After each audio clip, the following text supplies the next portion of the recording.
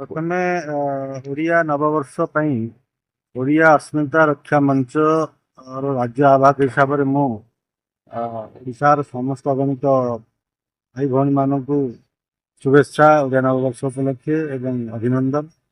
ଏବଂ ଏହାରି ପରିପ୍ରେକ୍ଷୀରେ ଏବଂ ସେହିଦିନ ବା କାଲି ସାରା ଭାରତରେ ଆମ୍ବେଦକର ଜୟନ୍ତୀ ପାଳନ କରାଯାଏ। ସରକାର ବି ପାଳନ କରୁଛନ୍ତି, କରିବେ, ଏବଂ ବିଭିନ୍ନ ସାମାଜିକ ସଂଗଠନ ମଧ୍ୟ ପାଳନ କରୁଛନ୍ତି ଆଉ କରିବେ।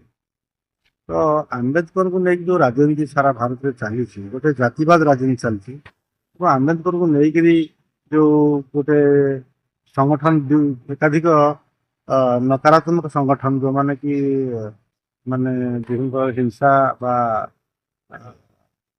ଅମାନବୀୟ କାର୍ଯ୍ୟରେ ଲିପ୍ତ ରହୁଥିବା ସଂଗଠନ ମାନେ ଆମ୍ବେଦକରଙ୍କୁ ନେଇକିରି ସେମାନେ ସବୁ ବିଭିନ୍ନ ପ୍ରକାରର କାର୍ଯ୍ୟକ୍ରମ କରୁଛନ୍ତି। ଏଇଟା ସମାଜ ପକ୍ଷରୁ ଅନୁକୂଳ ନୁହେଁ।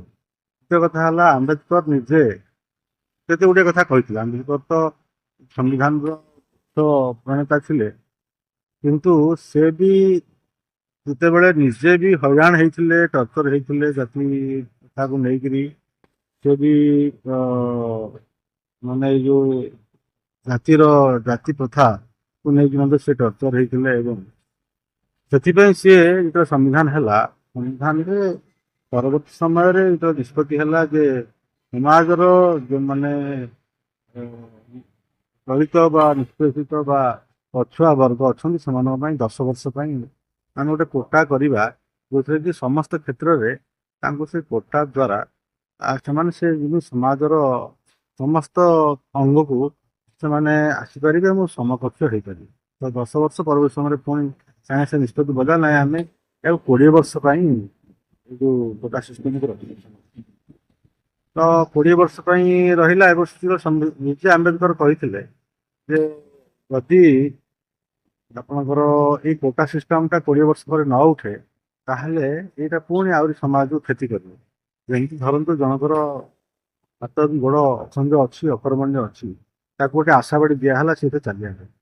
ଅର୍ଥାତ୍ ସମାଜର ଯେଉଁ ଦୁର୍ବଳ ବର୍ଗକୁ ସମକକ୍ଷ କରିବା ପାଇଁ ଆମେ ଆଶାବାଡ଼ି ଦେଲେ, ଯଦି ଆଶାବାଡ଼ିଟା ଦେଲା ପରେ 10 ବର୍ଷ ବା 20 ବର୍ଷ ଯଦି ସେ ତାର ଠିକରେ ନ ଚାଲି ପାରୁଛି, ତାହେଲେ ସେ ଆଶାବାଡ଼ିର ଆଶାରେ ହିଁ ଏବଂ ତାରି ସପକ୍ଷରେ ଏବଂ ତାରି ନିର୍ଭରରେ ସେ ସାରା ଜୀବନ ରହିଗଲା। ତ 20 ବର୍ଷ ପରେ 30 ବର୍ଷ, 40 ବର୍ଷ, 50 ବର୍ଷ ଅଦ୍ୟାବଧି ଏଇ ଯେଉଁ ଆରକ୍ଷଣ ସଂରକ୍ଷଣ କୋଟା ସିଷ୍ଟମ ଜାତିକୁ ନେଇକି ଚାଲିଛି। ଏବଂ ପରବର୍ତ୍ତୀ ସମୟରେ এই ଜାତିକୁ ନେଇ ମଧ୍ୟ ରାଜନୀତି ଆରମ୍ଭ ହେଇଗଲା। ଜାତିକୁ ନେଇକି ଜାତିଆଣ ରାଜନୀତି ବି ଚାଲିଲା। ସବୁ ରାଜ୍ୟରେ ବିଭିନ୍ନ ପ୍ରକାର ଜାତିକୁ ନେଇକି ରାଜନୀତି ଚାଲିଛି ଏବଂ ଜାତିର ଠିକା ନେଇକିରି କିଛି ଲୋକ ରାଜନୀତି କରିକି ଭୋଟ ପାଇବା ପାଇଁ ଭୋଟ ବ୍ୟାଙ୍କ ତିଆରି କରୁଛନ୍ତି। ଏବଂ କଂଗ୍ରେସ ବିଶେଷ କରି ଏଇ ଯେଉଁ ଜାତି ରାଜନୀତିକୁ ଆଗ ପ୍ରଶ୍ରୟ ଦେଲା ଏବଂ ଆଜି ପର୍ଯ୍ୟନ୍ତ ମଧ୍ୟ ସମାଜରେ ଜାତିକୁ ନେଇକି ଯେଉଁ ବିଭେଦୀକରଣ ଚାଲିଛି, ଯାହାକି ସମାଜ ପାଇଁ ବର୍ତ୍ତମାନ କ୍ଷତିକାରକ। ଯେତେବେଳେ ଗୋଟେ ସମୟ ଥିଲା ସମାଜର ପଛୁଆ ବର୍ଗ ବା ଦଳିତ ବା ଯାହାକୁ ନିଷ୍ପେଷିତ ବା ଅବହେଳିତ ଆମେ କହୁଛେ, ବା SC ST ଯେଉଁ ସିଡ୍ୟୁଲ୍ କାଷ୍ଟ ଆଉ ସିଡ୍ୟୁଲ୍ ଟ୍ରାଇବ୍ସ କରାଗଲା, ମାନେ ଅନ୍ତର୍ଭୁକ୍ତ କରାଗଲା, ତଫସିଲଭୁକ୍ତ ଜାତି ଆଉ ତଫସିଲ ଅନୁସୂଚିତ ଜାତି।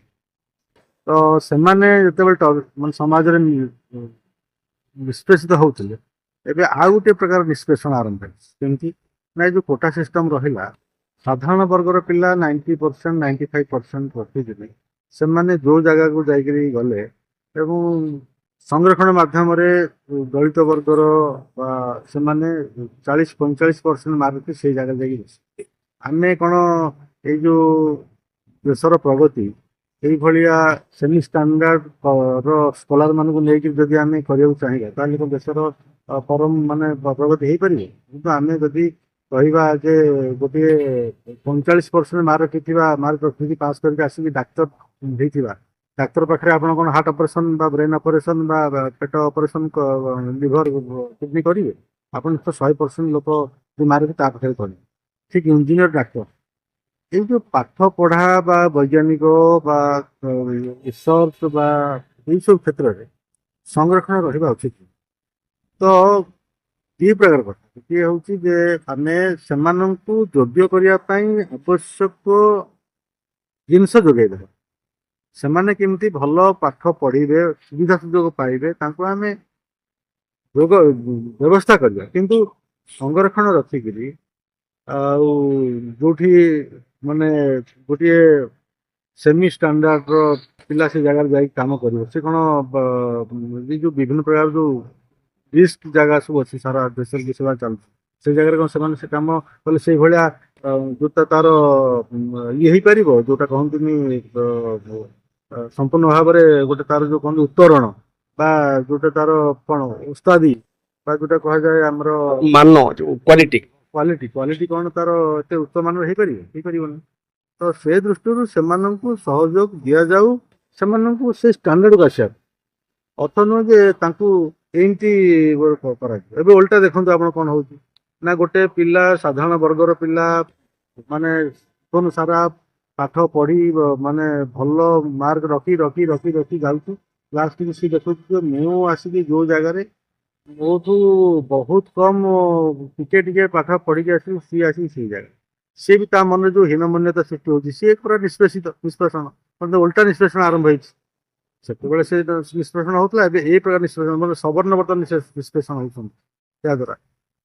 ତ ଓ, ସଂରକ୍ଷଣଟା ଏଭଳିଆ ମାର୍ଗରେ ଆଉ ହବା ଉଚିତ ନୁହେଁ ତାକୁ। ଏବେ ପୁରା ଯୋଉ ଉଚ୍ଚ ଜାତିର ବ୍ରାହ୍ମଣ ଆଉ କରଣ ଆଉ ପ୍ରାୟ ସବୁ ଛାଡିଦେଲେ ତାଙ୍କ ପାଇଁ ଗୋଟେ ଇଡବ୍ଲ୍ୟୁଏସ୍ କୋଟା ହେଇଛି। ହଁ ସେ ଯୋଉ ଜିନିଷ ହେଇଛି ଯେ ଇଡବ୍ଲ୍ୟୁଏସ୍ ଅର୍ଥ ଇକୋନୋମିକାଲି ୱିକର ସେକ୍ସନ ତାରି ମାଧ୍ୟମରେ ଜାତି କୋଟାକୁ ଉଠେଇକିରି ତାରି ମାଧ୍ୟମରେ ବର୍ତ୍ତମାନ ଯୋଉ ସୁବିଧା ସୁଯୋଗ ସରକାରଙ୍କର ଦବା କଥା ତା ମାଧ୍ୟମରେ ଦିଅନ୍ତୁ ଯୋଉଥିରେ ଆଉ ଜାତି କିଛି ରହିଲାନି। ଯୋଉମାନେ ଆର୍ଥିକ ଅନଗ୍ରସର ବ୍ୟକ୍ତି କିମ୍ବା ପରିବାର ସେମାନେ ଏ ବିଷୟ ପାଆନ୍ତୁ।